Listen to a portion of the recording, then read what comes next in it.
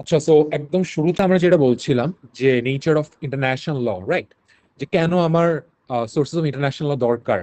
Because international law সোর্সও জানা দরকার, তাহলে আমি ইন্টারন্যাশনাল কন্টেন্টটাকে হচ্ছে আইডেন্টিফাই করতে পারবো বা ডিটারমাইন করতে পারবো। ইন্টারন্যাশনাল ল এর কন্টেন্ট আমার কেন দরকার? যদি কোনো ইন্টারন্যাশনাল ডিসপিউট অ্যারাইজ করে, ইন্টারন্যাশনাল এডজুডিকেশন আমি যাই, সেটা হতে পারে ইন্টারন্যাশনাল কোনো কোর্ট, ইনক্লুডিং আইসিজে বা বিভিন্ন ডিসপিউট সেটেলমেন্ট বডি আছে বিভিন্ন অর্গানাইজেশন আন্ডারে। সেখানে যদি আমি যাই, বা অ্যাডহক যে বলছেন ট্রাইব্যুনাল হতে পারে, আরবিট্রেশন হতে পারে, এই ধরনের ডিসপিউট সেটেলমেন্ট বডিতে যখন আমি যাচ্ছি, তখন সেখানে আমাকে বুঝতে হবে যে আমার আসলে কোনগুলো আমার ইন্টারন্যাশনাল ল আর কোনটা হচ্ছে mere political, ethical, moral or diplomatic norm. So যেটা পলিটিক্যাল অর ইথিক্যাল, সেটা কোর্টে অ্যাডমিসিবল না, সেটা কোর্টে এনফোর্স করা যাবে না। আর যেটা ইন্টারন্যাশনাল লিগ্যাল নর্মস, সেটা অবশ্যই ইন্টারন্যাশনাল কোনো কোর্ট বা ট্রাইব্যুনালে এনফোর্স করা যাবে। অর্থাৎ ইন্টারন্যাশনাল কোনো ডিসপিউটের ক্ষেত্রে লয়ার বা জাজেস যারা থাকবেন, তারা ইন্টারন্যাশনাল লয়ের কন্টেন্টগুলোকে ইউজ করবেন ডিসপিউট রেজলিউশনের ক্ষেত্রে। তো ইন্টারন্যাশনাল ল কেন ডোমেস্টিক ল থেকে ডিফারেন্ট? কারণ ডোমেস্টিক ল এর ক্ষেত্রে সিস্টেমটা হচ্ছে একটা centralized legal system, but international law এর ক্ষেত্রে এটা একটু ডিসেন্ট্রালাইজড। কিভাবে ডোমেস্টিক লটা সেন্ট্রালাইজড, যেটা ক্লাসে আগে বলেছি আপনাদেরকে, যে আমার ডোমেস্টিক ল এর ক্ষেত্রে সবচেয়ে সুপ্রিম লটা হচ্ছে constitution the supreme law of the land. So constitution যেহেতু supreme law of the land, constitution থেকে ল মেকিং পাওয়ারটা পাচ্ছে হচ্ছে পার্লামেন্ট। এরপরে পার্লামেন্টে কি হচ্ছে, পার্লামেন্ট বিভিন্ন ধরনের ল মেক করে, যেগুলোকে আমরা অ্যাক্ট বলছি বা স্ট্যাটিউট বলছি। সে অ্যাক্ট বা স্ট্যাটিউটের মধ্যে আবার রুল মেকিং পাওয়ার দেওয়া থাকে গভর্নমেন্টকে বা বিভিন্ন মিনিস্ট্রিকে। তখন মিনিস্ট্রি হচ্ছে আপনার রুল মেক করে থাকে। অর্থাৎ এখানে একটা খুবই স্ট্রিম লাইন করা যাচ্ছে, অর্থাৎ সেন্ট্রালাইজড ওয়েতে ল গুলো আসতেছে, কনস্টিটিউশন থেকে ম্যান্ডেট পাচ্ছে, পার্লামেন্ট ল গুলোকে মেক করতেছে, আর মিনিস্ট্রি হচ্ছে বেসিক্যালি বিভিন্ন ধরনের রুলস ফর্মুলেট করে। সো আমরা ইজিলি বুঝতে পারি আসলে কোনগুলো হচ্ছে ল এবং কোনগুলো ল না। এটা হচ্ছে ডোমেস্টিক অ্যারিনার ক্ষেত্রে বা ডোমেস্টিক লিগাল সিস্টেমের মধ্যে। বাট আমি যদি ইন্টারন্যাশনাল ল এর কথা বলি, ইন্টারন্যাশনাল ল এর ক্ষেত্রে এই ধরনের সেন্ট্রালাইজড কোনো সিস্টেম নাই। কিছু বলতে চাচ্ছেন Abdullah Noman?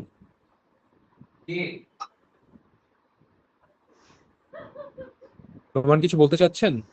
No, it's always no one.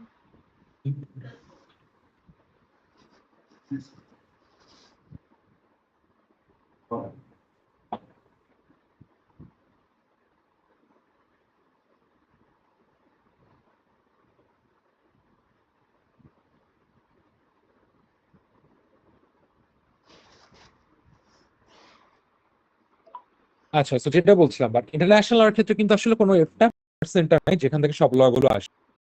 So আপনারা বলতে পারেন ইউএন চার্টারের কথা, আইসিজে এর কথা, এটাও কিন্তু সেন্ট্রালাইজড না। ইউএন চার্টার শুধুমাত্র ইউএন এর মেম্বার স্টেট গুলোর উপরে কি অ্যাপ্লিকেবল বা বাইন্ডিং। বাট ইউএন চার্টার ছাড়াও তো অন্যান্য ধরনের চার্টার, ইনস্ট্রুমেন্টস বা হচ্ছে আপনার লিগাল ডকুমেন্টস আছে, রাইট, ট্রিটি আছে, যেগুলো ম্যান্ডেট কিন্তু ইউএন চার্টার দিচ্ছে না। বা সব ধরনের ট্রিটি, সব ধরনের ইন্টারন্যাশনাল ইনস্ট্রুমেন্ট গুলো কিন্তু আমরা বেসিক্যালি আপনার জেনারেল অ্যাসেম্বলিতে ডিসিশন নিচ্ছি না, আমাদের আলাদা ফোরাম আছে, রাইট? ইন্টারন্যাশনাল এনভায়রনমেন্ট ল এর জন্য আলাদা ফোরাম আছে, ক্লাইমেট কনফারেন্স হচ্ছে আলাদা করে, আমাদের আর্মস কনফ্লিক্ট নিয়ে আলাদা আমাদের ফোরাম থাকে বা আপনাদের প্ল্যাটফর্ম থাকছে, অর্গানাইজেশন থাকছে। তার মানে আলটিমেটলি ইউএন জেনারেল অ্যাসেম্বলি কিন্তু সেন্ট্রালাইজড কোনো বডি না। শুধু ইউএন মেম্বারদের জন্য ইউএন এর যে ম্যান্ডেট, সেটা এনফোর্স করার জন্য ইউএন জেনারেল অ্যাসেম্বলি বা সিকিউরিটি কাউন্সিল কাজ করে, not all international laws or international legal instruments, right? তো এই জায়গা থেকে আপনারা ইজিলি বুঝতে পারতেছেন যে এখানে অনেকগুলো সোর্স থাকে। SAARC is organization, OIC, ASEAN, right, BRICS, সবাই আলাদা আলাদা অর্গানাইজেশন, কেউ কিন্তু আরেকটা থেকে ম্যান্ডেট পাচ্ছে না বা ভ্যালিডেশন পাচ্ছে না। তো প্রত্যেকে আলাদা করে আপনার ট্রিটি করতে পারে, কনভেনশন করতে পারে, প্যাক্ট করতে পারে, অ্যাকর্ড করতে পারে, ডিক্লারেশন দিতে পারে। এটাতে কোনো কিন্তু বার নাই। তার মানে ইন্টারন্যাশনাল ল এর ক্ষেত্রে যেটা হচ্ছে, ডিফারেন্ট সোর্স থেকে কিন্তু হচ্ছে আমাদের ইন্টারন্যাশনাল ল এর কন্টেন্টস গুলো আসছে বা ট্রিটি গুলো আসছে, রাইট? এই কারণে আমরা বলছি ইন্টারন্যাশনাল লটা হচ্ছে ডিসেন্ট্রালাইজড। এখানে সেন্ট্রালাইজড কোনো বডি থেকে একটা লাইন থেকে সব ধরনের আপনার লিগাল ইনস্ট্রুমেন্টস গুলো আসছে না বা অব্লিগেশনস গুলো ডিরাইভ করছে না, মাল্টিপল সোর্স থেকে করছে। যেহেতু মাল্টিপল সোর্স থেকে করছে, এই জন্য ইন্টারন্যাশনাল ল এর ক্ষেত্রে সোর্স জানাটা আর সোর্স বোঝাটা হচ্ছে ইম্পর্টেন্ট। যদি আমরা ডোমেস্টিক ল হতো, সোর্স নিয়ে এত বেশি হয়তো আমরা ইম্পর্টেন্স দিতাম না, বাট যদি এটা ইন্টারন্যাশনাল ল এবং এখানে যদি সোর্সটা কি কোনো সার্টেন ইয়া থেকে আসছে না, বডি থেকে আসছে না, বা সেন্ট্রালাইজ কোনো লেজিসলেচার নাই এখানে, এই কারণে আমাদের জন্য ইম্পর্টেন্ট টু নো যে আসলে কোনগুলো আমার লিগাল সোর্স বা লিগাল নর্ম আর কোনগুলো হচ্ছে মেয়ার পলিটিক্যাল, ইথিক্যাল, ডিপ্লোম্যাটিক অথবা হচ্ছে মোরাল নর্মস। তো আই গেস এই পর্যন্ত আপনারা বুঝতে পেরেছেন আর কি। এরপর আমরা একটা কেস দেখেছিলাম সাউথ ওয়েস্ট আফ্রিকা সেকেন্ড ফেজের, যেটা basically Ethiopian Liberia versus South Africa case আইসিজেতে। এখানে কোর্ট কি বলছিল, যে কোর্ট বেসিক্যালি মোরাল যে কনসিডারেশন গুলো আছে, মোরাল অব্লিগেশনকে কনসিডারেশনে নিবে বা অ্যাকাউন্টে নিবে টু দ্য এক্সটেন্ট যতটুকু হচ্ছে এটা লতে বলা আছে। অর্থাৎ লতে যদি এক্সপ্রেসড বলা থাকে কোনো মোরাল অব্লিগেশনের কথা, এথিক্যাল অব্লিগেশনের কথা, সেটুকুই কোর্ট শুধু কি করবে, অ্যাকাউন্টে নিতে পারে বা কনসিডারেশনে নিতে পারে ডিসপিউট রেজলিউশনের ক্ষেত্রে। তার মানে মেয়ার পলিটিক্যাল অব্লিগেশন বা ইথিক্যাল হতে পারে, মোরাল হতে পারে, ডিপ্লোম্যাটিক নর্মস, এগুলো কোনোটাই কোর্টে কিন্তু অ্যাডমিসিবল হচ্ছে না। এখন আমি এরপর আমরা বলছিলাম যে হচ্ছে sources of international law, right? Sources of international লকে আপনার দুই ভাগে কথা বলেছিলাম আমরা, যে একটা হচ্ছে আপনার দুই ধরনের স্কুল আছে এখানে। একটা স্কুল হচ্ছে বেসিক্যালি ন্যাচারাল স্কুল, আর একটা স্কুল হচ্ছে পজিটিভ স্কুল, রাইট? যদি আমরা স্কুল বা থিওরি কত ডিটেইলসে পড়ছিলাম না। আহ, তো থিওরি কি বলা ছিল, যে ন্যাচারাল স্কুলে বলা ছিল যে ইন্টারন্যাশনাল লিগাল সোসাইটি যেহেতু এক্সিস্ট করে, ইন্টারন্যাশনাল সোসাইটি যদি এক্সিস্ট করে, অর্থাৎ মেম্বার্সরা হচ্ছে ইন্টারন্যাশনাল সোসাইটিতে থাকছে। মেম্বার্স বলতে এখানে বোঝা যাচ্ছে স্টেট, অনেকগুলো স্টেট নিয়ে একটা ইন্টারন্যাশনাল সোসাইটি হচ্ছে। আর সোসাইটি যেখানে আছে সেখানে কি দরকার, ল দরকার। ন্যাচারাল স্কুল যখন ডোমেস্টিক লর ক্ষেত্রে চিন্তা করে যে আমরা ইন্ডিভিজুয়াল যেহেতু একসাথে একটা সোসাইটিতে থাকি, এই সোসাইটির মধ্যে পিস এনশিওর করার জন্য, কোঅর্ডিনেশন এনশিওর করার জন্য, হারমোনি এনশিওর করার জন্য ল দরকার। সিমিলারলি তারা মনে করে আমাদের ডোমেস্টিক সোসাইটির মতো ইন্টারন্যাশনাল সোসাইটির মেম্বাররা হচ্ছে বেসিক্যালি অনেকগুলো স্টেট বা কান্ট্রি। এই কান্ট্রিগুলো একসাথে থাকার জন্য ইন্টারন্যাশনাল ল দরকার। আর পজিটিভ স্কুল কি মনে করে, পজিটিভ স্কুল মনে করে যে না, আমাদের ল হচ্ছে কমান্ড অফ দ্য সোভরেন। এখানে সোভরেনকে ইন্টারন্যাশনাল ক্ষেত্রে যে স্টেট নিজেরাই সোভরেন, সো স্টেটের যে কনসেন্ট, সে কনসেন্ট থেকে বেসিক্যালি লিগাল অব্লিগেশন গুলো কি করে, ডিরাইভ করে। এখন আপনাদেরকে যে বইটা সাজেস্ট করেছিলাম, ওখানে বলা ছিল প্র্যাগম্যাটিক অ্যাপ্রোচের কথা। তো প্র্যাগম্যাটিক অ্যাপ্রোচটা হচ্ছে যে না, আমরা আসলে দুইটা স্কুল একসাথে মিলিয়ে পড়বো। কারণ আমরা কি দেখেছি অলরেডি, যদি আমরা এটা পড়া শেষ করে ফেলেছি, আপনারা দেখেছেন যে 5টা সোর্স, তার বাহিরে আরো সোর্স থাকে, রাইট? এই যে সোর্স গুলো আছে, সোর্সেস অফ ল, এই সোর্সেস অফ ল যে ইন্টারন্যাশনাল সোর্সেস গুলো, এগুলো সবগুলো কিন্তু আসলে স্টেট কনসেন্ট থেকে আসছে না। ট্রিটির ক্ষেত্রে কি হচ্ছে, ট্রিটির ক্ষেত্রে আমরা কনসেন্ট দিচ্ছি, আমরা বলছি আমরা মেনে নিচ্ছি, কিন্তু কাস্টম ইন্টারন্যাশনাল ল, এখানে তো আমরা সবসময় কনসেন্ট দিচ্ছি না। যেই স্টেটটা ওই কাস্টম মেকিং এর মধ্যে ছিল না, তার উপরে এটা বাইন্ডিং, বা কাস্টম আগে অলরেডি চলে আসছে এক্সিস্টেন্সে, তারপরে কোনো একটা দেশের ইমার্জ হলো, ইন্ডিপেন্ডেন্স হলো, সেও তার উপরে কি কাস্টমটা বাইন্ডিং, তাই না? তো কাস্টমের ক্ষেত্রে কিন্তু আমরা সবসময় কনসেন্ট নিচ্ছি না। তো প্র্যাগমেটিক অ্যাপ্রোচ হচ্ছে যে কিছু কিছু সোর্স আমার কনসেন্ট থেকে আসবে, কিছু সোর্স হচ্ছে কনসেন্ট থেকে আসছে না, রাদার আমাদের ওয়াইড স্প্রেড প্র্যাকটিস থেকে আসছে, যেটা অলরেডি আমরা পড়েছি কাস্টম ইন্টারন্যাশনাল ল বা জেনারেল প্রিন্সিপালস অফ ডোমেস্টিক ল। এখন আসেন যে আমরা যদি দেখি যে সোর্সেস গুলো আসলে আমরা কোথায় পাবো। তো সিন্স আমাদের কোনো ধরনের সেন্ট্রালাইজড বডি নাই, একটা কর্নারস্টোন কোনো ইনস্ট্রুমেন্ট নাই যেখানে সবকিছু থাকবে। হাউএভার তারপর আমরা দেখেছিলাম কি যে ইউএন চার্টারে কি, যেহেতু মোস্ট অফ দ্য কান্ট্রি, তো মেজরিটি অফ দ্য কান্ট্রিজ হচ্ছে ইউএন এর মেম্বার। তো ইউএন চার্টারে দেখেছিলাম কি যে আমাদের আর্টিকেল 92-তে, যে যারা ইউএন চার্টারের মেম্বার হবে তারাও কি ডিফ্যাক্টো আইসিজে স্ট্যাটিউটেরও পার্টি, ঠিক আছে? So most of the country ICJ স্ট্যাটিউটেরও পার্টি। আইসিজে স্ট্যাটিউটের আর্টিকেল 38 আসলে বলা হচ্ছে আমাদের সোর্সেস গুলো কি হবে। অলদো এটা জাস্ট কোর্টের জন্য বলছে যে কোর্ট কোনগুলোকে সোর্স হিসেবে ইউজ করবে, বা হাউএভার এটাকে আমরা একটা জেনারেল স্টেটমেন্ট হিসেবে ধরে নিতে পারি যে না, এগুলোকে আমরা সোর্স হিসেবে কনসিডার করছি ফর্মালি। তো এখানে যে 4টা সোর্সের কথা বলছেন, নাম্বার 1 ইন্টারন্যাশনাল কনভেনশন, সেটা হতে পারে জেনারেল অথবা পার্টিকুলার। জেনারেল কোনটা, যেটা হচ্ছে মেজরিটি অফ দ্য কান্ট্রির জন্য অ্যাক্সেসেবল বা ওপেন টু এক্সিকিউট আর কি। আর পার্টিকুলার হচ্ছে যে 2টা দেশের মধ্যে হতে পারে, 3টা দেশের মধ্যে হতে পারে, রিজিওনাল হতে পারে, বায়োল্যাটারাল ট্রিটি হয়, মাল্টিল্যাটারাল ট্রিটি হয়, বা কনভেনশন হয়। এখন এগুলোর অনেক নাম থাকে, কখনো আমরা বলি কনভেনশন, কখনো বলি অ্যাকর্ড, কখনো বলি কভেনেন্ট, কখনো বলি ট্রিটি, কখনো বলি প্রোটোকল, কোনো প্যাক্ট বলা হয়। এগুলো বিভিন্ন নাম থাকে। রেসপেক্ট অফ দ্য নেমস আমাকে দেখতে হবে যে এখানে বাইন্ডিং নেচারে কিনা, এখানে স্টেট গুলো কি বলছে, তার কি অব্লিগেশনটাকে বাইন্ডিং হিসেবে নিচ্ছে কিনা। সো যখন আমি ট্রিটি পড়বো, কোনো একটা ট্রিটি বাইন্ডিং কিনা, এটা ডিপেন্ডিং, এটার টাইটেলের উপরে না, অবভিয়াসলি এটার কি নাম সে নামের উপরে না, রাদার এটা কন্টেন্টের উপরে বা ওয়ার্ডিংটা কিভাবে এখানে চুজ করা হচ্ছে সেটার উপরে ডিপেন্ড করবে। এরপরে যদি আসেন ন্যাশনাল কাস্টমের ব্যাপারটা, international custom,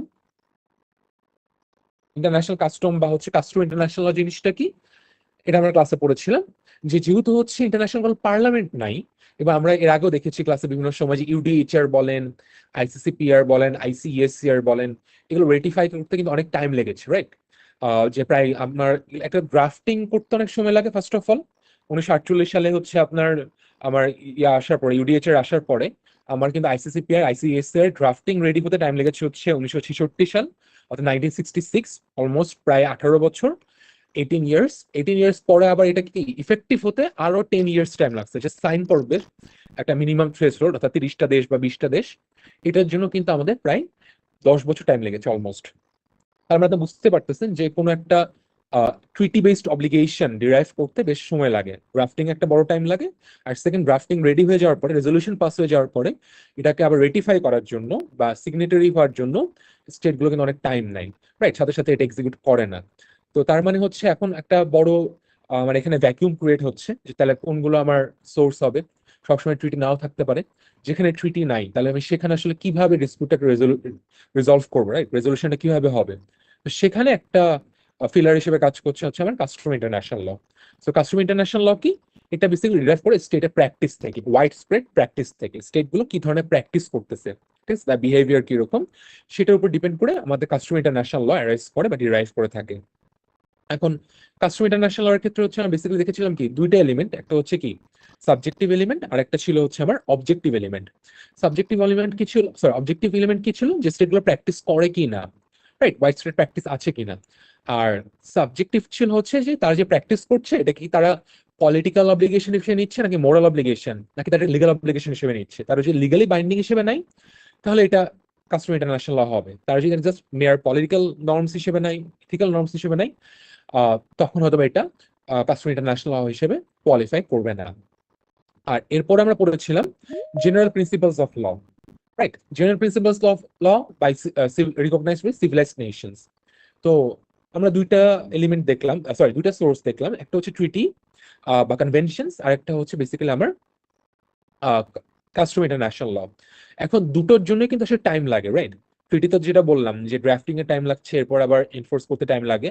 similarly custom international কি ইন কোর্স অফ টাইম প্র্যাকটিসের থ্রুতে কোনো একটা নর্মস কে হচ্ছে আমি লিগালি বাইন্ডিং হিসেবে একসেপ্ট করে নিচ্ছি, এবং এটা majority of the country accept করতে হবে। তো তার মানে এটা তো টাইম লাগছে। তো এরপরে দেখা যাচ্ছে কোনো কোনো ম্যাটার অ্যাড্রেস করার জন্য আমার ট্রিটিতেও কিছু বলা নাই, আবার কাস্টম ইন্টারন্যাশনাল কিছু বলা নাই। তখন আসলে আমরা কি করতে পারি, বা এটা ন্যাশনাল কোর্টের জাজ কি করবে বা লয়ার্সরা কি করবে, তখন আরেকটা গ্যাপ ফিলার হিসেবে কাজ করেছে basically general principles of law. General principles লটা কি, যে আমাদের ডোমেস্টিক লতে যে প্রিন্সিপালস গুলো থাকে বা যে ডকট্রিন গুলো থাকে, সেগুলো বেসিক্যালি অনেক সময় আমরা ইন্টারন্যাশনাল লতে নিয়ে আসছি। অর্থাৎ ডোমেস্টিক ল একটা আমরা ইন্টারন্যাশনাল অ্যাডাপ্ট করি। যেরকম আপনাদেরকে আমি একটা প্রিন্সিপালের কথা বলেছিলাম, প্রিন্সিপাল অফ রেস জুডিকাটা বা principle of double jeopardy, right? Res judicata double jeopardy কি? রেস জুডিকাটা ছিল যে আপনি সিভিল ম্যাটার বলেন বা ক্রিমিনাল ম্যাটার বলেন, কোনো একটা পার্টিকুলার ইনসিডেন্টে বা পার্টিকুলার ইস্যু যেটাকে আমি বলি, সেই ইস্যুতে একই পার্টির মধ্যে একাধিক মামলা করা যাবে না। যে আমি ক্লাস আপনাকে বলেছিলাম যে আপনাকে কেউ এই মুহূর্তে এসে মারলো, এই মারার জন্য বা অ্যাসল্ট করলো, অ্যাসল্ট করার জন্য আপনি তার এগেনস্টে একটাই মামলা করতে পারবেন, একাধিক মামলা করতে পারবেন। সেটা আবার আপনাকে আঘাত করে বা ইনজুর করে, তখন আপনি আরেকটা মামলা করতে পারবেন। একবার ইনজুর করার জন্য আপনি একজন ব্যক্তির এগেনস্টে একবারে মামলা করতে পারবেন। এটাকে বলছি হচ্ছে আমরা প্রিন্সিপাল অফ রেস জুডিকাটা। তার মানে পরে আরেকটা মামলা করলে সেটা will be barred by law. আগের মামলাতে ওটা বার্ড হয়ে যায়, আপনি আরেকটা মামলা করতে পারবেন না, কেস ফাইল করতে পারবেন না। সো এই প্রিন্সিপাল অফ রেস জুডিকাটা কি এখন ইন্টারন্যাশনাল লতে চলে আসছে।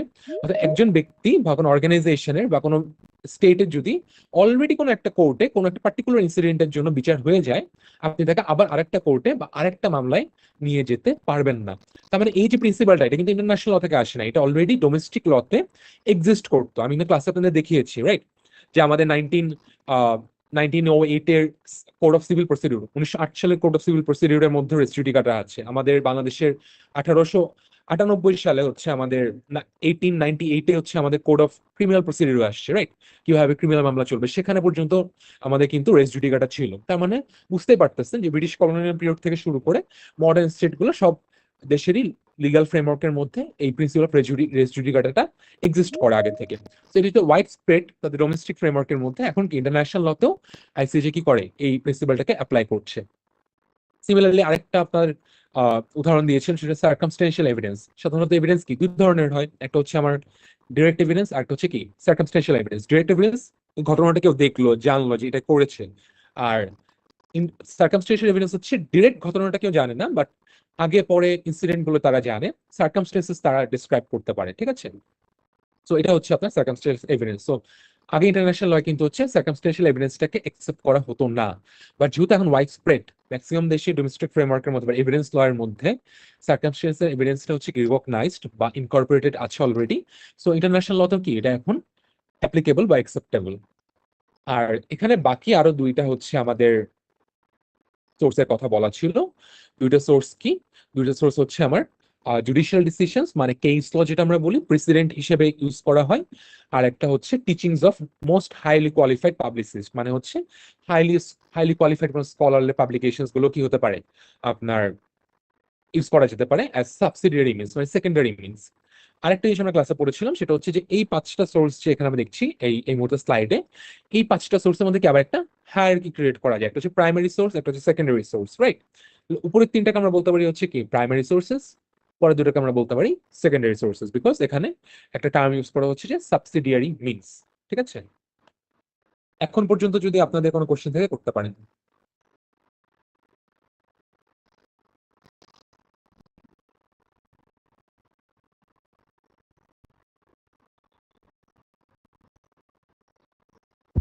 স্যার নাম্বার ওয়ান যেটা দেওয়া আছে স্যার এটাও কি একটা পার্টিকুলার সোর্স? হ্যাঁ, ইন্টারন্যাশনাল কনভেনশন কি নাম্বার ওয়ান এখানে বলতেছেন জি নাকি এ স্যার। বলতেছেন? এ নাম্বারটা ইন্টারন্যাশনাল কনভেনশন এটা বলতেছেন নাকি নাম্বার না ওয়ান লেখার স্যার, সাথে? ওয়ান নাম্বারটা স্যার। না না না, এটা হচ্ছে মানে আপনি একটা কথা বলি, সেটা হচ্ছে আর্টিকেলের মধ্যে আবার কি থাকে, ক্লজ থাকে বা সেকশন, যেটা আমরা ধারা বলি বা অনুচ্ছেদ বলি, ল এর যে প্রভিশনস গুলোকে আমরা কি আর্টিকেল বলি, article one, article two, section one, section two. সেকশনের মধ্যে আবার সাবসেকশন থাকতে পারে, আর্টিকেলের মধ্যে আবার সাব ক্লজ থাকতে পারে, সেটা হচ্ছে সাব ক্লজ ওয়ান, আর্টিকেল 38 এর sub clause one. It clear? তাহলে যদি ইন্টারন্যাশনাল কনভেনশন বলি তাহলে হচ্ছে আর্টিকেল 38 এর সাব ক্লজ ওয়ান এর বা সাব আর্টিকেল ওয়ান এর সাব ক্লজ হচ্ছে আবার এ, ঠিক আছে। আর্টিকেল লিখবো হচ্ছে আর্টিকেল 38, তারপর হচ্ছে ব্র্যাকেটে ওয়ান, তারপর হচ্ছে ব্র্যাকেটে এ, ঠিক আছে। এইভাবে সাধারণত আমরা প্রভিশনস গুলোকে রেফার করে থাকি লতে। আচ্ছা, তো এ পর্যন্ত যদি আর কোনো কোশ্চেন না থাকে তাহলে আমি একটু প্রসিড করি সামনে। তো যেটা বলছিলাম যে দুই ভাগে ভাগ করা যেতে পারে, একটা হচ্ছে প্রাইমারি, একটা হচ্ছে সেকেন্ডারি সোর্সেস অফ ল। আর প্রাইমারি সোর্সের মধ্যে কি হতে পারে, আমরা ধরে নিচ্ছি ওগুলো কি যে তিনটা convention, custom international law, general principal, এগুলো কি অনেক ল মেকিং সোর্স, নতুন ল দিচ্ছে আমাকে, রাইট?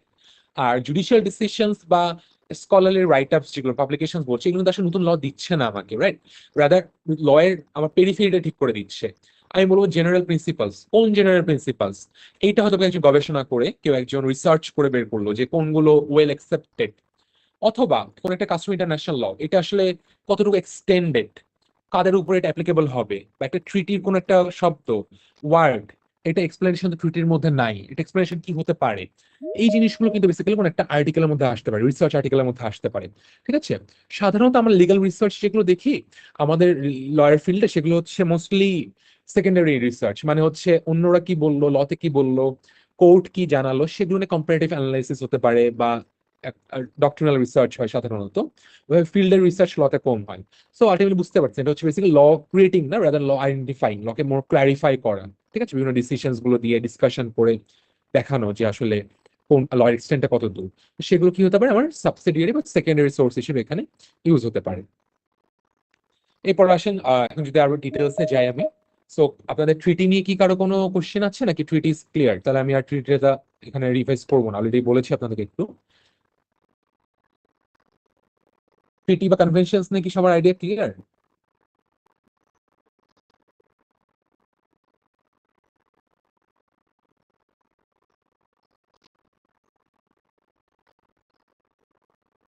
তাই হ্যাঁ নাকি না কিছু তো বলবেন। ট্রিটিকে আরো রিভাইজ ইয়েস করতে স্যার। হবে নাকি? ফাইন। কি বলছেন ইয়েস স্যার, কে বলেন কিছু? স্যার ট্রিটি বা কনভেনশন নিয়ে হচ্ছে যে যেটা আমরা হচ্ছে একটু আগে পড়ে আসছিলাম যে ইন্টারন্যাশনাল লর যদি হচ্ছে কোনো ইয়ার উপর কান্ট্রির উপর হচ্ছে অব্লিগেশন আসতে হয় সেই ক্ষেত্রে হচ্ছে যে কনসেন্ট লাগে। এন্ড ট্রিটি হুম বা হুম হুম কনভেনশনের ব্যাপার যেটা সেটা হচ্ছে যে রেদার দ্যান জেনারেল প্রিন্সিপালের কথা বলি বা হচ্ছে আমরা কাস্টমার কথা বলি, এগুলোতে হচ্ছে সবসময় কনসেন্ট ডিরেক্টলি হচ্ছে কানেক্টেড থাকে না, বাট ট্রিটি বা কনভেনশনে কনসেন্ট হচ্ছে মাস্ট নিডেড, আদারওয়াইজ ট্রিটি বা কনভেনশন হয় না। Exactly, thank you. সো আমি আসলে আপনার জিজ্ঞেস করছিলাম যেটা হচ্ছে যে ট্রিটি তো আপনাদের পড়িয়েছি অলরেডি, আপনাদের কি বোঝার সমস্যা আছে? মানে আমি কি আবার ডিটেলস এটাকে পড়াবো নাকি হচ্ছে এটা স্কিপ করে আমি পরেরটাতে যাবো আর কি, এটা জিজ্ঞেস করছিলাম আর কি আপনাদেরকে। বাট থ্যাংক ইউ ও মাহিদুল। স্যার, মিসআন্ডারস্টুড না স্যার, আমরা এটা বুঝেছি আশা করি। আচ্ছা ঠিক আছে, আই গেস বাকিরাও বুঝেছেন আর কি, না বুঝলে বলতে পারেন, তাহলে আমি আরেকবার রিপিট করবো এটা। যেহেতু রিভিশন করছি এই জন্য আমি ডিটেলসে যাচ্ছি না, কিন্তু বাই দ্য ওয়ে কিন্তু আমরা পড়েছি অলরেডি এই জিনিসগুলো আগে। তো সো এরপরে যদি আপনার ট্রিটি পড়া যদি হয়ে যায় আপনাদের, তারপর হচ্ছে তাহলে পরেরটাতে যাই আমি। ট্রিটিটা জাস্ট একটু বলে রাখি, ট্রিটিটা হচ্ছে মোস্ট ডিরেক্ট সোর্স, অর্থাৎ ডিরেক্ট ওয়েতে হচ্ছে আপনাকে হচ্ছে রাইট এবং একদম রাইট এবং হচ্ছে অব্লিগেশনস ক্রিয়েট করছে এখানে, এবং এখানে ডিরেক্টলি হচ্ছে স্টেট গুলো কনসেন্ট দিচ্ছে, কনসেন্ট দিয়ে তাদের উপরে ট্রিটিটাকে কি করছে, অব্লিগেটরি হিসেবে বাইন্ডিং করছে নিজেদের উপরে, রাইট? সো এটা one of the most important sources of international law, যেটা আমি বললাম আসলে ট্রিটি বেসড অব্লিগেশন বা কনভেনশন বেসড অব্লিগেশন। এখন বইয়ের মধ্যে আপনারা আমাকে কালকে একজন জিজ্ঞেস করছিলেন যে ট্রিটি বেসড অব্লিগেশন জিনিসটা কি। ট্রিটি বেসড অব্লিগেশন হচ্ছে ট্রিটির থেকে যে অব্লিগেশন গুলো আছে সেটা, আর আপনাদের অব্লিগেশন বা যে ডিউটিস গুলো আপনাদের উপরে আসছে ইম্পোজ হচ্ছে স্টেট গুলোর উপরে। আর সেকেন্ড হচ্ছে বইয়ের মধ্যে কোথাও একটা লেখা ছিল সম্ভবত ইউএন সিকিউরিটি কাউন্সিলস এর যে রেজলিউশন গুলো, এগুলোকে আমরা ইউএন চার্টার আন্ডারে ট্রিটি বেসড অব্লিগেশন ধরে নিব, নট সেপারেট কোন অব্লিগেশন। এখন এটা হয়তো আপনার বুঝতে একটু সমস্যা হচ্ছিল আপনাদের, এটা আমি ক্লিয়ারলি একটু বলে দিই। ইউএন চার্টার আমরা কি দেখছিলাম, ইউএন চার্টারের মধ্যে দেখছিলাম যে হচ্ছে কি ইউএন সিকিউরিটি কাউন্সিলস এর যে রেজলিউশনস গুলো থাকবে সেটা কি হচ্ছে বাইন্ডিং, বাইন্ডিং মানে হচ্ছে তারা মেনে চলতে বাধ্য, তাই না? তো এখন তার মানে এটা কি ইউএন সিকিউরিটি কাউন্সিল যদি কোনো ডিসিশন নেয়, কোনো রেজলিউশন পাস করে, তার মানে কি এটা ইউএন চার্টারের আন্ডারে বাইন্ডিং, রাইট? এটা ইউএন চার্টার বেসড অব্লিগেশন হচ্ছে তখন। ট্রিটি বেসড বলি বা চার্টার বেসড অব্লিগেশন বলি, নট পার্টিকুলার রেজলিউশন, বিকজ ওই রেজলিউশনের ভ্যালিডিটি বা লিগালিটি কোথা থেকে আসলো বা বাইন্ডিং নেচারটা আসলো বেসিক্যালি ট্রিটি থেকে বা চার্টার থেকে।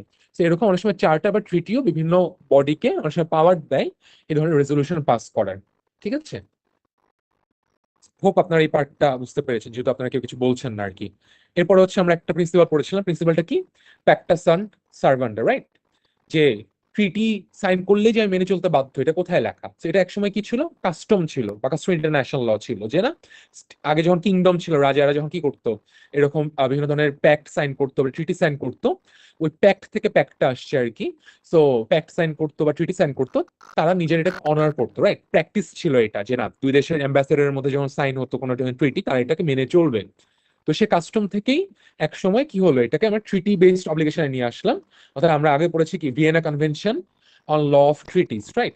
যেটা আমরা ভিসিএলটি বলছি সংক্ষেপে। ভিয়েনা কনভেনশন 1969 1969 সালে এসে এটাকে একটা ট্রিটি করা হলো। এই ট্রিটিটা কিসের ট্রিটি, যে অন্য ট্রিটি গুলো আমরা কিভাবে পড়বো সেটার জন্য একটা আলাদা ট্রিটি করলাম আমরা, তাই না? তো সেখানকার আর্টিকেল 26 কি বলা, যে কোনো একটা স্টেট বা কোনো একটা কান্ট্রি যদি কোনো একটা ট্রিটি করে কি করে সাইন করে, তাহলে কি হবে, সেটা তার উপরে বাইন্ডিং হবে এবং সে অবশ্যই এটা কি হবে, হি মাস্ট, মানে that country must be perform then in good faith, তাকে গুড ফেথে অবশ্যই এটা কি করতে হবে, পারফর্ম করতে হবে। ট্রিটির এনফোর্সমেন্টের যদি আমি বলি, এটা ওয়েটটা আসতেছে হচ্ছে আমার ভিয়েনা কনভেনশনে আর্টিকেল 27 থেকে, বা এটার যে প্রিন্সিপালটা আমরা বলছি সেটা হচ্ছে প্যাক্টা সান সার্ভেন্ডা। এটা বোথ কাস্টম ইন্টারন্যাশনাল ল এবং কি ট্রিটি বেসড একটা অব্লিগেশন স্টেট গুলোর উপরে। এই পর্যন্ত ক্লিয়ার আপনারা? কোনো কোশ্চেন আছে আপনাদের?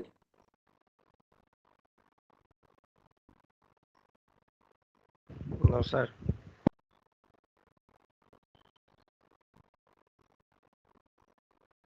আচ্ছা যদি না থাকে তাহলে হচ্ছে আমরা পরেরটাতে যাই, কাস্টমার ইন্টারন্যাশনাল লতে। সো customary international law already we know, right?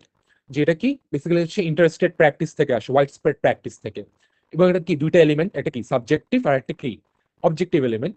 Subjective এলিমেন্টটা কি, যে ম্যাক্সিমাম কান্ট্রি মেজরিটি কান্ট্রি মেনে চলে, মানে তো এটা কি বাইনারি, ইদার মানে অথবা মানে না।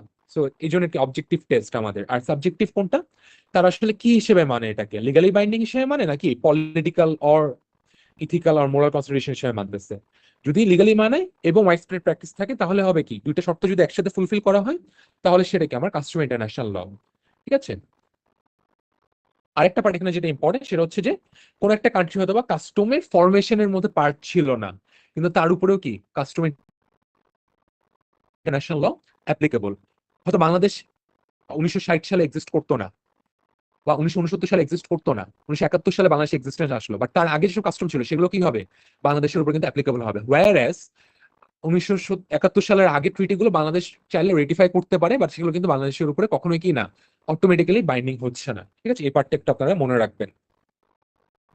আচ্ছা, তো এলিমেন্ট যেটা দেখছিলাম আমরা, যে দুইটা এলিমেন্ট আমাদের, একটা কি সাবজেক্টিভ, একটা কি অবজেক্টিভ। তার রিপিট করলাম না। আমাদের অবজেক্টিভ এলিমেন্টটা স্টেট প্র্যাকটিস কিভাবে আসে, যে আমি বারবার বলছিলাম, কন্টিনিউয়েশন, বারবার প্র্যাকটিস করা থেকে, রাইট, কনসিস্টেন্ট এন্ড রিপিটেশন থেকে। আমি বলতেছি বাংলাদেশের বে অফ বেঙ্গলের কোস্টাল এরিয়াতে হচ্ছে জাহাজ চলতে পারবে, সাউথ এশিয়ান কান্ট্রি জাহাজ চলতে পারবে, এটা কাস্টম। তাহলে কি করতে হবে, আমার ফার্স্ট শর্ত হচ্ছে বাংলাদেশ বারবার রিপিটেডলি কি হচ্ছে, ইন্ডিয়ান ভেসেল গুলোকে বাংলাদেশের বে অফ বেঙ্গলের কোস্টাল লাইন দিয়ে যে প্যাসেজ দিচ্ছে বা সুন্দরবন দিয়ে বাইপাস করতে দিচ্ছে, রাইট। তাহলে এটা কন্টিনিউয়াসলি রিপিট করতে হবে। বাংলাদেশ একবার দিল ইটস নট আ কাস্টম, দুইবার দিল না, কন্টিনিউয়াসলি রিপিট করতে হবে, কনসিস্টেন্ট থাকতে হবে বিহেভিয়ারটা। আর সেকেন্ড, বাংলাদেশ এই প্যাসেজটা দিচ্ছে কি লিগালি অব্লিগেশন মনে করে, নট পলিটিক্যাল কনসিডারেশন বা ইথিক্যাল কারণে না। ঠিক আছে, তো এই দুইটার শর্ত যদি পূরণ করেন তাহলে কি হচ্ছে, সুন্দরবনের মধ্যে দিয়ে যদি কোস্টাল এরিয়া দিয়ে কোনো ইন্ডিয়ান ভেসেল চলে, এটা কি হয়ে যাচ্ছে তখন বাংলাদেশের উপরে এটা custom international law, right, custom হিসেবে অ্যাপ্লিকেবল হবে। স্টেট প্র্যাকটিস আবার দেখলাম যে দুইভাবে হতে পারে, একটা তার মুখের কথায়, সে মুখে বলতেছে বাংলাদেশে আমরা অ্যালাউ করবো, আর একটা কি ফিজিক্যালি তারা অ্যালাউ করতেছে এখানে। সো দুই ধরনের একটি হতে পারে, কনসিডারেশন আসতে পারে আমাদের স্টেট প্র্যাকটিস ডিটারমাইনের ক্ষেত্রে। কিছু এলিমেন্ট পড়েছিলাম আমরা, কনসিস্টেন্সি, ডিউরেশন, জেনারেলিটি। কনসিস্টেন্সি মানে হচ্ছে ম্যাক্সিমাম দেশ এই প্র্যাকটিসটা মেনে চলতেছে, আর জেনারেলিটি হচ্ছে মোটামুটি একটা মানে একদম পারফেক্ট 100% একদম আইডেন্টিক্যাল না হলেও প্র্যাকটিসটা কাছাকাছি তার একটা ইউনিফর্মিটি থাকে। ঠিক আছে, এটা ইম্পর্টেন্ট। জেনারেলিটি মানে হচ্ছে মেজরিটি অফ দ্য স্টেট, মানে এখন মেজরিটি বলতে কয়টা দেশ, সেটা হচ্ছে ডিপেন্ড করবে কোন ধরনের কাস্টমের উপরে। এখন আপনার অ্যান্টার্কটিকাতে কোনো ধরনের একটা প্র্যাকটিস শুরু হচ্ছে, তাহলে ওই রিজিয়নের যেসব কান্ট্রি তারা আসলে ওটাতে প্র্যাকটিসটা মানতেছে কিনা সেটা বেশি ম্যাটার করে, রাদার দ্যান বাংলাদেশ। বাংলাদেশ তো অ্যান্টার্কটিকাতে না, রাইট। সো আবার আপনি যদি চিন্তা করেন যে সাউথ এশিয়ার কোনো একটা পার্টিকুলার প্রবলেম, এক্ষেত্রে সাউথ এশিয়ান কান্ট্রিগুলো মেনে চলতেছে কিনা সেটা বেশি ইম্পর্টেন্ট। তো এই জন্য নেচার অফ দ্য প্র্যাকটিস, কারা ইম্প্যাক্টেড, এটার উপর ডিপেন্ড করে হচ্ছে জেনারেলিটি, বা কোন দেশগুলো মানলে আমি ধরে নিব ম্যাক্সিমাম কান্ট্রি মানতেছে, সেটা ডিপেন্ড করবে। এটা কোনো আপনার ফিক্সড নাম্বার নাই। আর ডিউরেশনটা হচ্ছে কিন্তু আপনাদের কাস্টম কিন্তু ডেভেলপ করে হচ্ছে ইন কোর্স অফ টাইম, অনেক বছর ধরে প্র্যাকটিসের মাধ্যমে আপনার কাস্টম আসতে পারে। বাট আরেকটা জিনিস কিন্তু আপনারা আবার দেখছিলেন, সেটা হচ্ছে আমার আমার ইনস্ট্যান্ট কাস্টমের কথা লেখা ছিল বইয়ের মধ্যে, রাইট। ইনস্ট্যান্ট কাস্টমটা কোনটা, ধরেন করোনা 2020 সালে যখন কোভিড আসলো, কি হলো, হঠাৎ করে সব দেশ লকডাউনে চলে গেলো, শাটডাউন করে দিল। এয়ারপোর্টে যেতে গেলে আপনাকে হচ্ছে ভিসা নিতে গেলে হচ্ছে কোভিড টেস্ট দেখাতে হচ্ছে, রাইট, আপনাকে কোয়ারেন্টাইনে রাখছে দেশের বাইরে যাওয়ার আগে, দেশে ঢোকার পরে, রাইট। এই যে নর্মস গুলো স্টেট গুলো হুট করে কি হলো, ইনস্ট্যান্টলি সব প্র্যাকটিস গুলো শুরু করলো। তো এরকম সিচুয়েশনে কি হতে পারে, আমার ইনস্ট্যান্ট কোনো কাস্টম বিল্ড আপ করতে পারে যদি হঠাৎ করে দেশগুলো সব মেনে চলা শুরু করে এবং তার এটাকে লিগালি বাইন্ডিং হিসেবে নাই। বইয়ের মধ্যে আপনারা দেখবেন হচ্ছে 9/11-এর কথা লেখা আছে, যে 2001 সালে যখন যে টুইন টাওয়ারে হামলা হলো ইউএসএ তে, তখন টেরোরিজমের এগেনস্টে কি হলো, স্টেট গুলো মানে মেজার নেওয়া শুরু করলো। ওটাও একটা কিছু ইনস্ট্যান্ট কাস্টম ছিল। তো এরকম আর্জেন্ট কোনো সিচুয়েশনে বা এক্সট্রাঅর্ডিনারি সিচুয়েশনে কি হতে পারে, আমার ইনস্ট্যান্ট কাস্টম গ্রোথ মানে ডেভেলপ করতে পারে। বাট হাউএভার জেনারেলি কি হচ্ছে, কাস্টমটা হচ্ছে ইন কোর্স অফ টাইম, অনেক বছর ধরে প্র্যাকটিসের মাধ্যমে ডেভেলপ করে। এই পর্যন্ত ক্লিয়ার, আপনারা বুঝতে পারছেন? কোশ্চেন থাকলে করতে পারেন। আচ্ছা, যদি কোনো কোশ্চেন না থাকে আপনাদের, তাহলে এবার আসি, কাস্টম কি করা যেতে পারে, কখনো কখনো আমি অ্যাভয়েড করতে পারবো কিভাবে, যদি আমি একদম শুরু থেকে ওটা কাস্টম ইন্টারন্যাশনাল ল যখন শুধু মেয়ার প্র্যাকটিস ছিল, ল এর ওয়েটটা গেইন করে নাই বা স্ট্যাটাস গেইন করে নাই, তার আগ পর্যন্ত যদি আমি কি করি, পারসিস্টেন্টলি অবজেকশন জানাই আসি, আমি বলি যে না আমি এটা মানি না অ্যাকচুয়ালি, তাহলে কি হচ্ছে, আমার উপরে সেটা অ্যাপ্লিকেবল হবে না। অর্থাৎ অ্যাভয়েড করার রাউট আছে বা ওয়ে আছে এখানে, ঠিক আছে, স্কেপ করার একটা ওয়ে আছে। যে একটা উদাহরণ বলছিলাম, আইসিজি তে অ্যাসাইলাম কেসে কি হয়েছিল, ল্যাটিন আমেরিকাতে প্র্যাকটিস ছিল, কি প্র্যাকটিস, ডিপ্লোম্যাটিক অ্যাসাইলাম, রাইট, এম্বাসিতে হচ্ছে অ্যাসাইলাম দেওয়া হয়। তো এই যে এম্বাসিতে যে অ্যাসাইলাম দেওয়া হয়, পেরু এই প্র্যাকটিসটা শুরু থেকে কি করছিল, তারা অবজেকশন জানিয়ে আসছিল। পরবর্তীতে কোর্টও কি অ্যাকনলেজ করে আইসিজে, যে না, পেরু যেহেতু একদম শুরু থেকে এই স্টেট প্র্যাকটিসের এগেনস্টে ছিল, এই জন্য কি হবে না, এটা পেরুর উপরে কোনোভাবেই অ্যাপ্লিকেবল হচ্ছে না বা হবে না।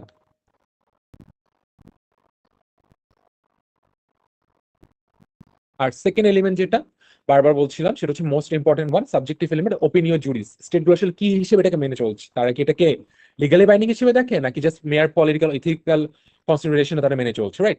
এটা ভেরি টাফ টু ডিটারমাইন, কারণ স্টেট কিন্তু কোনো কাজ করলে বলে না আসলে তারা কি হিসেবে করছে, লিগালি বাইন্ডিং হিসেবে নাকি পলিটিক্যাল রিজনে, রাইট? এবং ইচ্ছা করে তারা ভেগ রাখতে চায়, কারণ যদি আমি বলে ফেলে আমি লিগালি বাইন্ডিং হিসেবে নিচ্ছি তাহলে তো আমার উপরে কাস্টম হিসেবে অ্যাপ্লিকেবল হবে।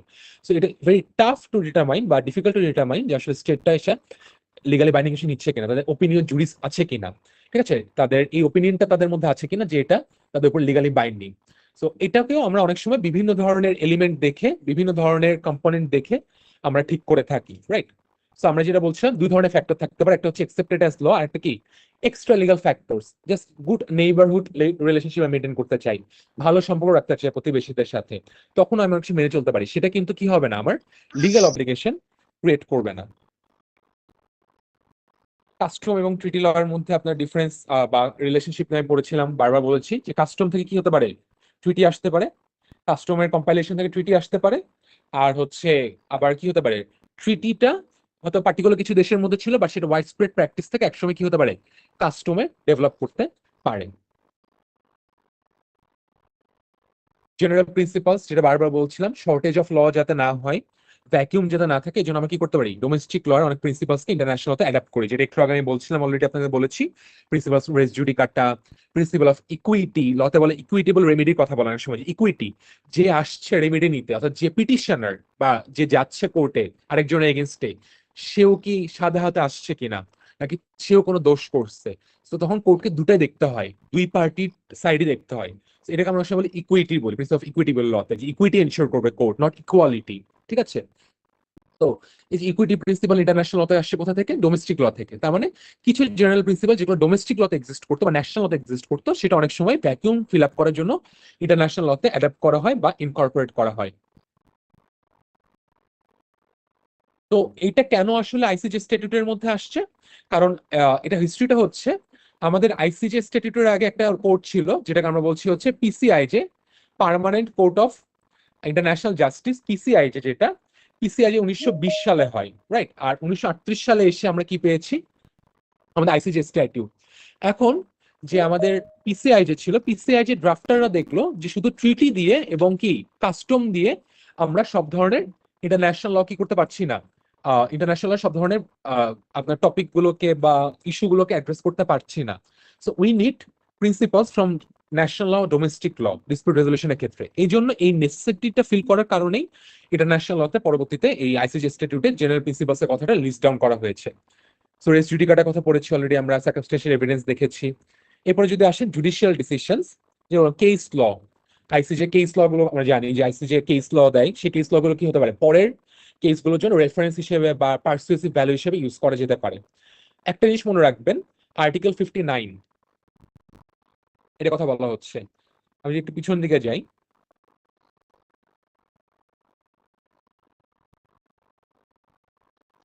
এই যে এখন আমরা আর্টিকেল 38 পড়ছিলাম, আর্টিকেল 38 এক জায়গায় লেখা ছিল কি, subject to the provisions of article 59।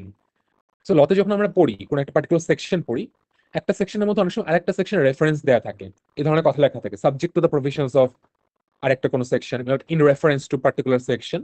তো সাবজেক্ট টু দ্য আর্টিকেল 59 মানে হচ্ছে যখন আমি এই যে আর্টিকেল 38 এর ক্লজ 1 এর সাব ক্লজ ডি পড়বো, তখন অবশ্যই আমি সেটাকে আর্টিকেল 59 এর সাথে মিলিয়ে পড়বো, আমি হারমোনিয়াস ইন্টারপ্রিটেশন করবো, দুটো একসাথে পড়বো।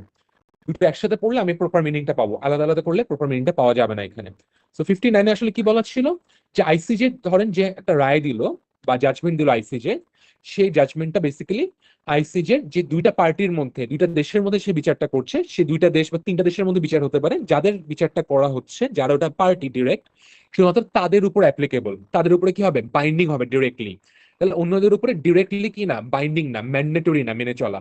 অন্যদের জন্য কি হিসেবে ইউজ করতে পারে, আপনার তারা কেস প্রেসিডেন্ট হিসেবে, কেস ল হিসেবে ইউজ করতে পারে, রেফারেন্স হিসেবে ইউজ করতে পারে, সেটা পরবর্তী কোর্ট চাইলে একসেপ্ট করতে পারে অথবা ডিনাইও করতে পারে, এটা up to the current court, যে কোর্টে হচ্ছে বিচারটা হচ্ছে, ঠিক আছে? আরেকটা জিনিস পড়েছিলাম আমরা, আইসিজে হচ্ছে এই বিচার করার পাশাপাশি ডিসপিউট রেজলিউশনের পাশাপাশি আরেকটা জুরিসডিকশন আছে, এটা হচ্ছে অ্যাডভাইজারি ওপিনিয়ন।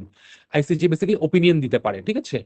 ওপিনিয়ন কিভাবে দেয়? আইসিজে হচ্ছে আপনার ইউএন সিকিউরিটি কাউন্সিল বলেন, ইউএন জেনারেল অ্যাসেম্বলি বলেন, বা ইউএন এর অন্যান্য অর্গানগুলো কোনো একটা ডিসিশন নেওয়ার ক্ষেত্রে বা রেজলিউশন পাস করার আগে যদি মনে করে ডিসপিউট নাই হয়তো বা কোনো, বা তারা মনে করেন লিগাল ক্লারিফিকেশন দরকার, তাদের একটা লিগাল এক্সপ্লেনেশন দরকার কোন একটা বিষয়, তাদের আরেকটু ক্লারিফাই হওয়া দরকার যে লতে আসলে কি বলা হচ্ছে, বা এটা লিগাল কিনা, বা এই রেজলিউশনে পাস করা যাবে কিনা, এরকম ম্যাটারে কি করতে পারে তারা আইসিজে এর কাছে এটা রেফারেন্স হিসেবে পাঠাতে পারে ওপিনিয়নের জন্য। তখন আইসিজে কি করে, বেসিক্যালি তখন আইসিজে একটা অ্যাডভাইজারি ওপিনিয়ন প্রোভাইড করে। সো কোনো ধরনের রায় দিচ্ছে না, ডিসিশন দিচ্ছে না, আইসিজে একটু সাজেশন দেয় বা ক্লারিফিকেশন দিয়ে থাকে অনেক সময়। তো এটাকে আমরা বলছি আইসিজের অ্যাডভাইজারি ওপিনিয়ন।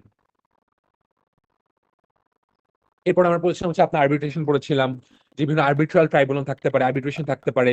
আইসিজের বাহিরে অনেক কোর্ট থাকে, international tribunal for law of the sea থাকে, ইটলস আছে, ডাব্লিউটিওতে হচ্ছে ডিসপিউট সেটেলমেন্ট বডি আছে। এই ধরনের অনেক different different specialized court, tribunal, dispute settlement body কিন্তু এক্সিস্ট করে বিভিন্ন অর্গানাইজেশন ট্রিটির আন্ডারে। তো সেগুলোর যে জাজমেন্টস, অ্যাওয়ার্ডস, সেগুলো কি হতে পারে প্রেসিডেন্ট হিসেবে বা কেস ল হিসেবে কিন্তু কাজ করতে পারে, রেফারেন্স হিসেবে কাজ করতে পারে। স্কলারলি কন্ট্রিবিউশন যেটা বললাম, যে রিসার্চ আর্টিকেলস থাকতে পারে, এটা ডিটেলসে গেলাম না। এরপরে বলছিলাম যে আইসিজে এর এই যে আর্টিকেল 38, এটা কি এক্সস্টিভ কিনা, এটাই কি সব, এর বাইরে কি হতে পারে না ইন্টারন্যাশনাল ল কোনো সোর্স হতে পারে, রাইট? যেটা আমরা জেনেছি পরবর্তীতে ইউনিল্যাটারাল স্টেটমেন্ট পড়েছি, কোন একটা স্টেট কোন একটা স্টেটমেন্ট দিল, বিবৃতি দিল, সেটা তার উপরে কি হতে পারে, বাইন্ডিং নেচার হতে পারে। আমরা এখানে একটা কেস পড়ছিলাম নরওয়ে ভার্সেস ডেনমার্কে, রাইট? যে গ্রিনল্যান্ড, আপনারা জানেন গ্রিনল্যান্ড কোথায়, আপনার ইউএসএ এবং হচ্ছে ইউকের মাঝামাঝি, রাইট? তো সেখানে হচ্ছে যে আটলান্টিকে যে হচ্ছে আমার গ্রিনল্যান্ড অবস্থিত, অনেক বড় একটা জিওগ্রাফিক্যাল এরিয়া জুড়ে। সে গ্রিনল্যান্ডের উপরে ডেনমার্কের কি থাকবে, সোভরেন কমান্ড থাকবে, পাওয়ার থাকবে। এটা নরওয়ের কি করেছিলেন, ফরেন মিনিস্টার এটা ডিক্লারেশন দিয়েছিলেন বা স্টেটমেন্টে বলেছিলেন। পরবর্তীতে নরওয়ে কি করলো, যখন এটা অপোজ করতে গেল, তখন কোর্ট কি বললো যে আমার নরওয়ে যে ফরেন মিনিস্ট্রি ইউনিলাটারাল স্টেটমেন্ট, এটা কি হবে বাইন্ডিং অন নরওয়ে, নরওয়ে কি করতে পারবে না আর ডেনমার্কের সোভরেন্টি নিয়ে এখানে কোনো কোশ্চেন করতে পারবে না বা রেজ করতে পারবে না। হায়ারার্কি অফ সোর্সেস যেটা বলছিলাম, যে ইন্টারন্যাশনাল ল এর ক্ষেত্রে আর ডোমেস্টিক ল এর মধ্যে ডিফারেন্সটা হচ্ছে কি, ডোমেস্টিক ল এর ক্ষেত্রে কি হায়ারার্কিটা কি, হায়ারার্কিটা হচ্ছে বেসিক্যালি আমার ভার্টিক্যাল, উপর থেকে নিচে কনস্টিটিউশন, তারপরে পার্লামেন্টের অ্যাক্ট, তারপরে মিনিস্ট্রি রুলস বানাচ্ছে, তার নিচে পলিসি বা গাইডলাইন, রাইট? একটা হায়ারার্কি আছে আমরা জানি। কিন্তু ইন্টারন্যাশনাল ল এর ক্ষেত্রে কি, যেহেতু অনেকগুলো পাওয়ার সেন্টার, একটা সেন্ট্রালাইজ কোনো বডি নাই, এখানে কিন্তু কোনো ধরনের হায়ারার্কি নাই। এখানে কি হরাইজন্টাল, সব একসাথে তারা অবস্থান করতেছে। হাওয়েভার ওই যে প্রাইমারি সেকেন্ডারি দুইটা আমরা ভাগে হয়তো বা হায়ারার্কি ক্রিয়েট করতে পারি, এছাড়া ভার্টিক্যাল না, এটা হরাইজন্টাল। এখন জুস কোজেন্স কি, জুস কোজেন্স যেটা বলেছিলাম যে কাস্টম ইন্টারন্যাশনাল এর মধ্যেও কিছু ল আছে যেগুলো এমন একটা স্ট্যাটাস লাভ করেছে বা এমন একটা লেভেলে চলে গিয়েছে যেটা থেকে কোনোভাবে ডিটারোয়েট করা পসিবল না, ডেরিভেট করা পসিবল না আর কি, ঠিক আছে? তো এই ধরনের প্রিন্সিপালস কে বলছি বা নর্মস কে আমরা বলছি জুস কোজেন্স। কারণ আমরা দেখছি কাস্টম অ্যাভয়েড করার একটা সুযোগ আছে, সেটা হচ্ছে বারবার ডিনাই করা, পারসিস্টেন্ট অবজেকশন দিয়ে কাস্টমকে ডিনাই করা যায়, বাট জুস কোজেন্সকে কিন্তু কোনোভাবে ডিনাই করা যায় না। এটা আপনি স্বীকার করেন বা না করেন, এটা আপনার উপর অ্যাপ্লিকেবল, আপনি পার্টি হন বা না হন আপনার উপর অ্যাপ্লিকেবল হবে। তার মানে এমন কোন লিগাল নর্মস যেটাকে হচ্ছে basic international community as a whole accept করে নিচ্ছে এবং এখানে কোনো ডেরোগেশন পারমিটেড না, যেরকম কি prohibitions against torture, prohibitions against ban on slavery, তারপরে হচ্ছে কি প্রহিবিশনস এগেইনস্ট জেনোসাইড, অ্যাপার্থেইড, এগুলো কিন্তু এখন কোনো দেশ চাইলেও কি করতে পারবে না, লিগালাইজ করতে পারবে না, বিকজ এগুলো হচ্ছে কাস্টম ইন্টারন্যাশনাল ল, এটা আপনি মানতে বাধ্য, মেনে চলতে হবে, আপনি কোনো মতেই এটা থেকে ডেরোগেট করতে পারবেন না। আরেকটা হচ্ছে পড়েছিলাম এরগা অমনেস, রাইট? এরগা অমনেস কি, এমন কিছু অব্লিগেশন, এমন কোনো ডিউটি, এমন কোনো রাইট যেটা বেসিক্যালি পার্টিকুলার কোনো দেশের এগেনস্টে না, rather against the whole international community. So যেটা আপনি ভায়োলেট করলে, যে দেশের এগেনস্টে আপনি ভায়োলেট করছেন, শুধুমাত্র সেই দেশ না, অন্য যে কোনো দেশ কি করতে পারবে, আপনার এগেনস্টে অ্যাকশন নিতে পারবে। যেমন জেনোসাইড, স্লেভারি, বা হচ্ছে আর্মড কনফ্লিক্ট, এই ধরনের ক্ষেত্রে কি হচ্ছে, বেসিক্যালি আপনি যে দেশের এগেনস্টে করছেন সে দেশ ছাড়া অন্যরা কি করতে পারবে, আপনার এগেনস্টে অ্যাকশন নিতে পারবে। সেটা অনেকটা প্রসিডিউরাল ব্যাপার। সো জুস কোজেন্স আর এরগো অমনেসের মধ্যে ডিফারেন্সটা কি বলেছিলাম ক্লাসে, যে জুস কোজেন্স হচ্ছে এমন কোন অব্লিগেশন যেটাতে আপনি ডেরোগেট করতে পারবেন, নিচে নামতে পারবেন না। আর এরগো অমনেস হচ্ছে এমন কিছু অব্লিগেশন যেটা আপনি ভায়োলেট করলে যে কোনো দেশ আপনার এগেনস্টে এসে কি করতে পারবে, অ্যাকশন নিতে পারবে। আমি একটা টার্ম বলছিলাম হচ্ছে আপনার লোকাল স্ট্যান্ডি। আমি যখন যে কোনো কোর্টের সামনে যাই, কোর্ট একটা কথা জিজ্ঞেস করে যে আপনি এই কোর্টে কিসের বেসিসে দাঁড়ায় আছেন বা কি আপনার স্ট্যান্ডিংটা কি আসলে, এই রাইটটা আপনাকে কোথায় দেওয়া হয়েছে, এটাকে আমরা লোকাল স্ট্যান্ডাই লয়ের ভাষায় ল্যাটিন টার্ম। সো আমার এরগো অমনেস হচ্ছে এমন কিছু অব্লিগেশন যেটা ভায়োলেট করলে অন্য সকল দেশের অথবা যে কোনো দেশের কি থাকবে, আপনার লোকাল স্ট্যান্ডে থাকবে আপনার এগেইনস্ট অ্যাকশন নেওয়া, নট নেসেসারিলি তাকে ইন্ডিভিজুয়ালি এটার জন্য এফেক্টেড হতে হবে, ইম্প্যাক্টেড হতে হবে। যেমন গাম্বিয়া ভার্সেস বাংলাদেশ 2020 সালে যে মামলা, সরি গাম্বিয়া ভার্সেস মায়ানমারের কথা বলছিলাম। মায়ানমার জেনোসাইড চালালো কোথায়, রাখাইন স্টেটে, রাইট, যেটা নেয়ার টু বাংলাদেশ। বাংলাদেশ এটার কারণে কি হলো, ইম্প্যাক্টেড হলো।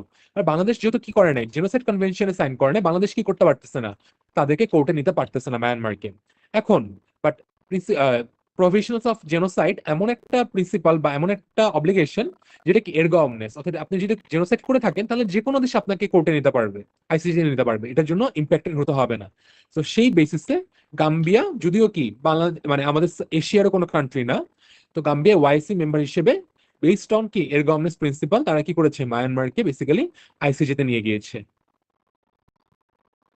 জুসকোজেন্স এন্ড এরগো অমনেস বললাম, যেটা ডিফারেন্স বা কানেকশনটা সেটা ওইভাবে মেনে মানে বুঝে ট্রাই করবেন। আর ইউএন চার্টার কি, ইউএন চার্টার হচ্ছে বেসিক্যালি ট্রিটি বা চার্টার, এটা অব্লিগেশন কি চার্টার বেসড অব্লিগেশন বা ট্রিটি বেসড অব্লিগেশন।